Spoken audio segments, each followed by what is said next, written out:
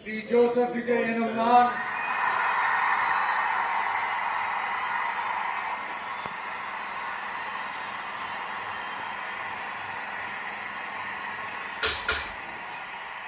சட்டப்படி அமைக்கப்பெற்ற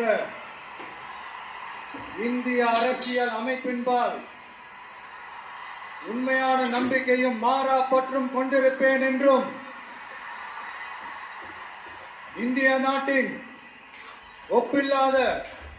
முழு முதல் ஆட்சியையும் ஒருமையையும் நிலை நிறுத்துவேன் என்றும்